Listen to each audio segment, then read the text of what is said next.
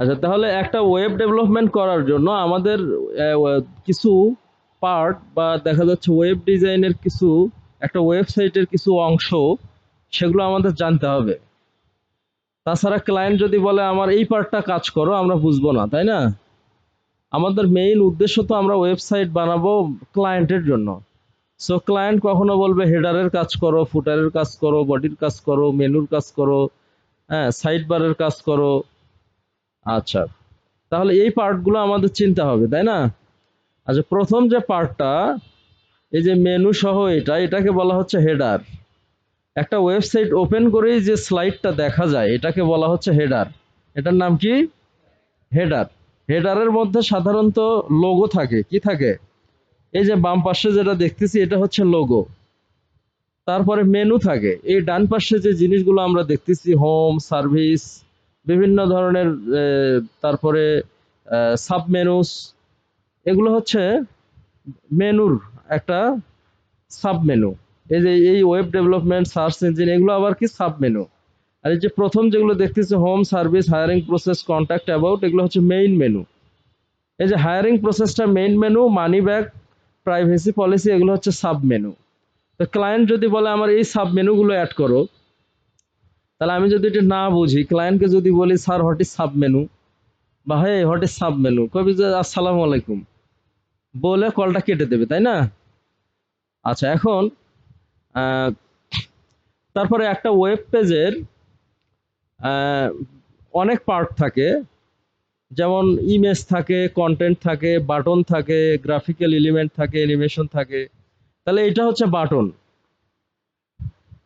বাটনের ব্যাকগ্রাউন্ডে কিছু সুন্দর একটা কালার থাকে।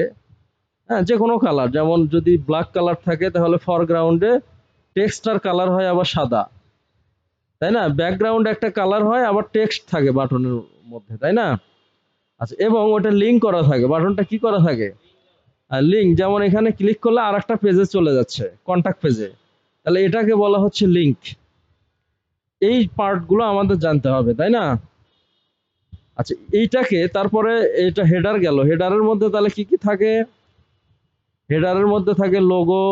সাধারণত তুমি অন্য কিছু দিতে পারবা, কিন্তু সাধারণত থাকে লোগো, মেনু, সাব মেনু, তারপরে হচ্ছে কি একটা স্লাইড থাকে। একটা কি থাকে? স্লাইড। এই যে প্রথম যে ইমেজটা, এটা হলো স্লাইড। ওই স্লাইডের মধ্যে আবার কি থাকে? স্লাইডের মধ্যে মাল্টিপল স্লাইড থাকে। যেমন অনেক সময় আমরা এই সাইটে ক্লিক করলে একের পর এক যায় না। আচ্ছা, সেরকম মাল্টিপল স্লাইড দেখি এখানে আছে কিনা। নাই। টেক্সট থাকে, বাটন থাকে। তারপরে হেডারের পরে যে পার্টটা, সেটাকে বলা হচ্ছে বডি। কি? বডি। বডির মধ্যে হচ্ছে একটা ওয়েবসাইটের ওই পেজটা সম্পর্কে ডিসক্রিপশন থাকে, যে ওই পেজটা কি রিলেটেড, ওই পেজটা অ্যাকচুয়ালি ক্লায়েন্টকে কি অফার করতেছে, বা ওই পেজটা দিয়ে ওই কোম্পানিটা ক্লায়েন্টকে কি, মানে কি ধরনের সার্ভিস দিবে, বা কি কি অফার করবে, সেই ধরনের কন্টেন্ট থাকে। তারপরে কিভাবে তারা কাজগুলো কমপ্লিট করবে সেগুলো থাকে। তারপরে তাদের রিভিউ থাকে, যে আমাদের কতগুলো রিভিউ আছে, কত বছরের অভিজ্ঞতা আছে। তারপরে সার্ভিস থাকে। হ্যাঁ, হোম বডির মধ্যে কি থাকে? সার্ভিস থাকে। সাধারণত হোম পেজে এই পার্টগুলো থাকে। তারপরে হচ্ছে দেখা যাচ্ছে কেন আমাদেরকে চুজ করবা, এগুলো থাকে। তারপরে আমাদের কাজের যে প্রসেস, ওই কোম্পানির যে কাজের প্রসেস, তারপরে হচ্ছে বিভিন্ন সার্ভিসের এডিশনাল যে ফ্যাসিলিটি, সেগুলো থাকে। এবং প্রত্যেকটা ওয়েবসাইটের প্রায় একটা ফুটার থাকে। কি থাকে? বডির পরের পার্টটাকে কি বলা হচ্ছে? ফুটার।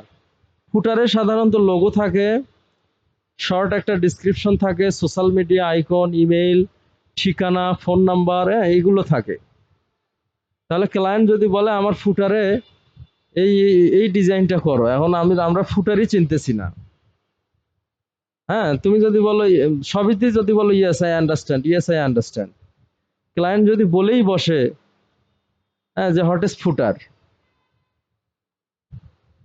আচ্ছা, footer is the ending element of a website, where basically logo, description, social icons, email, phone numbers are shown.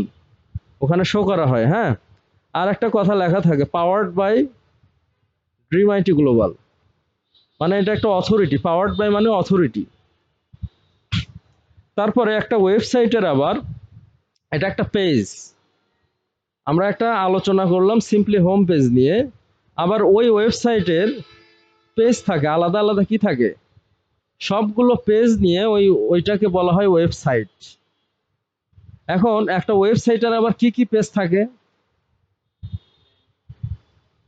Landing page, তো এই সার্ভিস পেজগুলো হচ্ছে ল্যান্ডিং পেজ।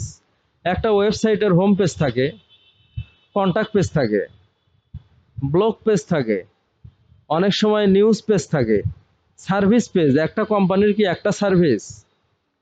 যেমন আমাদের ড্রিম আইটি গ্লোবাল, আমরা কি শুধু এসইও সার্ভিস দেই?